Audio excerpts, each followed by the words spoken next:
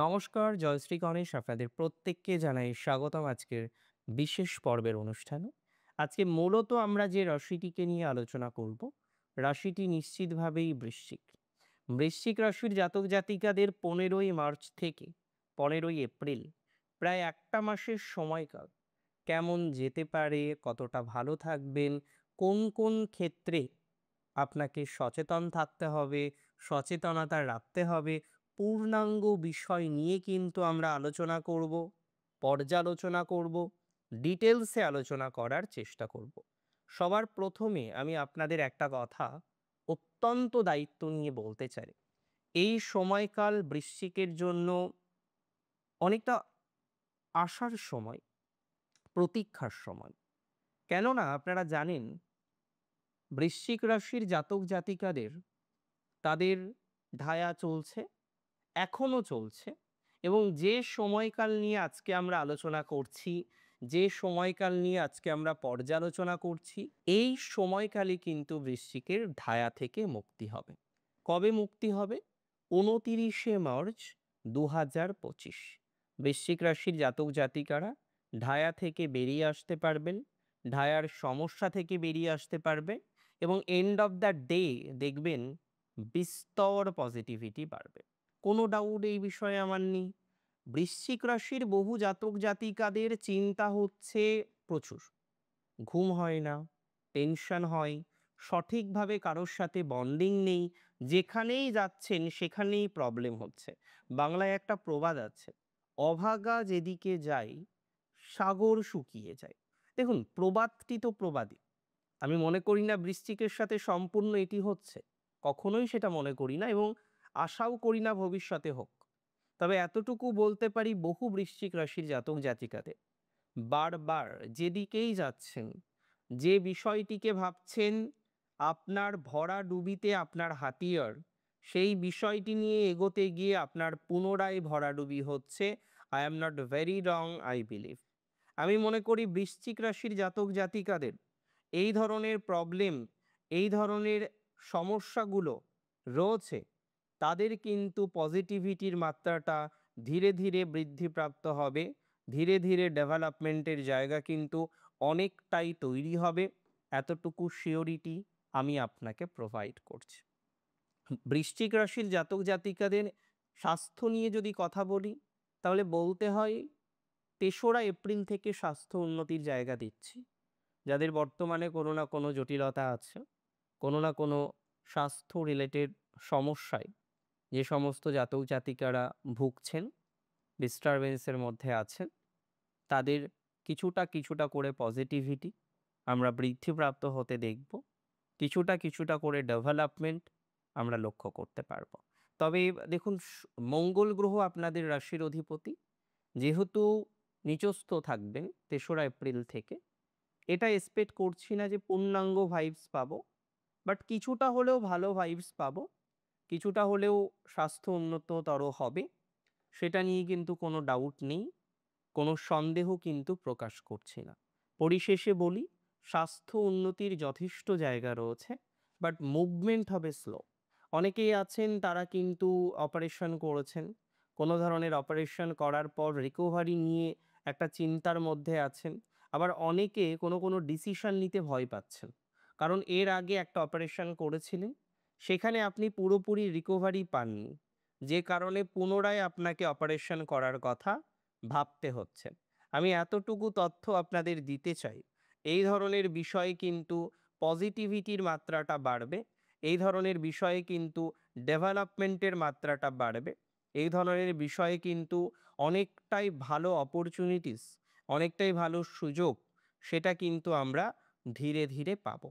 এটা নিয়ে কোনো সন্দেহ আমার নেই, কোনো রকম ডাউট আমি কিন্তু প্রকাশ করছি না। রাশি যদি আপনার বৃশ্চিক হয়ে থাকে, বৃশ্চিকের অর্থভাগ্য ভালো। বৃশ্চিকের দ্বিতীয় পতি গ্রহ যিনি হলেন বৃহস্পতি, বৃহস্পতি কিন্তু যথেষ্ট আর্থিক ডেভেলপমেন্ট ঘটাবেন। বৃহস্পতি বর্তমানে আছেন সমসপ্তমে, এবং আপনারা জানেন বৃহস্পতি কিন্তু ডিরেক্ট, অর্থাৎ মার্গী গতিতে আছে। মার্গী গতির বৃহস্পতি আপনার আর্থিক প্রবলেম, আর্থিক সমস্যা, আর্থিক ডিলেমা, যে যে জায়গায় আপনি কোনো না কোনোভাবে বারবার বুঝছেন আর্থিক জায়গাটা ঠিক হতে চাইছে না, একটা অর্থনৈতিক ক্রাঞ্চের জায়গা থেকে যাচ্ছে, সেই ধরনের বিষয়ে এতটুকু জেনে রাখুন প্রচুর পরিমাণে পজিটিভিটি বাড়তে চলেছে। অর্থ নিয়ে কোনো টেনশন নেই। অর্থ এক্ষেত্রে অনর্থের মূল হবে না। উপরন্তু কিছু কিছু ক্ষেত্রে আর্থিক সাপোর্ট আপনারা পাবেন, সেটি কিন্তু দায়িত্ব নিয়ে বলতে পারি বা দায়িত্ব নিয়ে বলছি, এটা মাথায় রাখুন। এ বিষয়ে নিশ্চিন্তে থাকুন, এ বিষয়ে পজিটিভিটি আসবে সেই আশাটা রাখতে পারেন। এটি নিয়ে কিন্তু কোনো সন্দেহ আমার নেই, কোনো রকম সন্দেহ আমি প্রকাশ করছি না। মাথায় রাখতে হবে, রাশি যদি আপনার হয়ে থাকে বৃশ্চিক, বৃশ্চিকের যাদের একটু এডুকেশন ডিপার্টমেন্টে পড়াশোনা করার ক্ষেত্রে নানা রকম টর্চার হচ্ছিল, বারবার আপনি দেখছিলেন সিনিয়ররা আপনাদের সাথে দুর্ব্যবহার করছে, আপনার যে সুপারভাইজার আছেন তার সাথেও আপনার সঠিক একটা বনিবনা হচ্ছে না, তার সাথেও আপনার গোলযোগ বারংবার তৈরি হচ্ছে। এই ধরনের বিষয়ক্রমে, এই ধরনের বিষয়ে অগ্রগতির জায়গা যথেষ্ট পরিমাণে কিন্তু থাকবে বৃশ্চিক রাশি। বৃশ্চিক রাশির জাতক জাতিকাদের এন্ড অফ দ্য ডে গিয়ে আমরা এতটুকু তথ্য শেয়ার করতে পারি, এতটুকু বার্তা দিতে পারি, এন্ড অফ দ্য ডে আপনাদের প্রচুর পরিমাণে সাকসেস আসবে, প্রচুর পরিমাণে গ্রোথ বৃদ্ধিপ্রাপ্ত হবে। বিশেষ করে এডুকেশন এবং যারা হায়ার এডুকেশনের জন্য দূরে যেতে চাইছেন, বিদেশ বিভুঁই ইত্যাদি ক্ষেত্রে যাদের যাওয়ার একটা পরিকল্পনা তৈরি হয়েছে, তাদের কিন্তু সেই পরিকল্পনার বাস্তবায়নটা আপনাদের জন্যই পৃথক পৃথকভাবে অপেক্ষা করছে বলে আমি মনে করছি। বৃশ্চিক রাশির জাতক জাতিকাদের সিচুয়েশন ইমপ্রুভ করবে এবং সিওরিটি আমি আপনাকে দিচ্ছি, নিদ্রা, মাতা, স্বাস্থ্য ৩ টে বিষয়ে এই ১ মাসের মধ্যেই পজিটিভিটি কিন্তু লক্ষ্য করতে পারবেন। আবার অনেকেই আছেন হাসব্যান্ডের জন্য হোক বা পরিবারের অন্য কোনো সদস্যের জন্য হোক লোন নিয়েছেন। আগে হয়তো কোনোদিনই আপনি লোন নেননি বা লোন নেওয়ার প্রয়োজনীয়তা হয়নি। একটা সুন্দর লাইফ আপনি কাটিয়েছেন। কিন্তু এখন কোনো একটা কারণে হোক, অকারণে হোক, বেসিক্যালি কেউ তো আর অকারণে লোন নেন না। কারণেই আমি বলব, আপনি হয়তো একটা লোন নিয়েছেন এবং তারপরে পরিকল্পনা করছেন যে সেই জায়গা থেকে কিভাবে বেরোবেন, সেই জায়গা থেকে কিভাবে ডেভেলপমেন্ট তৈরি করবেন। আমি এতটুকু সিওরিটি আপনাকে দিতে পারি, এই ধরনের বিষয়ে কোনো প্রবলেম হবে না। যাদের ব্যবসা আছে, বড় ব্যবসা ছিল, আগেও ব্যবসা ছিল, কিন্তু ব্যবসা ক্ষেত্রে আপনি বারবার দেখছিলেন প্রবলেম হচ্ছে, বারবার দেখছিলেন সমস্যা হচ্ছে, তাদের কিন্তু পজিটিভিটির জায়গাটা অনেকটাই তৈরি হবে। ব্যবসা নিয়ে ক্রন্দল, ব্যবসা নিয়ে ডিস্টার্বেন্স অতটা দেখছি না। ব্যবসায় সফলতা লাভ, সফলতা বৃদ্ধি, এই জায়গাগুলো কিন্তু দেখতে পাচ্ছি। আমি অনেকটাই এক্সপেক্ট করি বেসিক্যালি রাশি বৃশ্চিকের যে তাদের ব্যবসা কেন্দ্রিক বিষয় সফলতার মাত্রাটা বৃদ্ধিপ্রাপ্ত হবে এবং একই সাথে বলে দিই, ম্যারেজ লাইফ, ম্যারিটাল লাইফ, সন্তান, ওয়াইফ বা হাজব্যান্ড, বিবাহিত জীবনে যারা মোস্ট ইম্পর্টেন্ট পারসন বলা যেতে পারে, তাদের সাথে যাদের রিলেশনশিপ ডিস্টার্ব হয়েছে, তাদের কাছে সমস্যার জায়গা তৈরি হয়েছে, এক্ষেত্রে আমি মনে করি পজিটিভিটির মাত্রাটা অনেকটাই তৈরি হবে, অনেকটাই ডেভেলপমেন্টের জায়গা তৈরি হবে। এটা কিন্তু নিশ্চিতভাবে আপনাদের বললাম, সিওরিটিটা রাখতে পারেন। প্রশ্ন হলো যারা রিলেশনশিপে আছেন এবং যারা রিলেশনশিপ থেকে বেরিয়েছেন, দুটো বিষয় ইম্পর্টেন্ট। যারা রিলেশনশিপে আছেন তাদের পরিস্থিতি মোটামুটি, মাঝে মাঝে ক্রন্দল হচ্ছে, অশান্তি হচ্ছে। আবার কিছু কিছু জাতক জাতিকারা যারা সদ্য কোনো একটা রিলেশনশিপ থেকে বেরিয়েছেন এবং রিলেশনশিপ থেকে বেরোনোর পর আপনি বুঝতে পারছেন না যে কি করবেন, কারণ এখন আপনার নিজেকে পাজলড লাগছে। তাহলে যারা একটু নিজেদেরকে পাজলড পাজলড ফিল করছেন, তাদের কিন্তু সিচুয়েশন একটু হলেও ভালো হবে, সিওরিটি দিচ্ছি।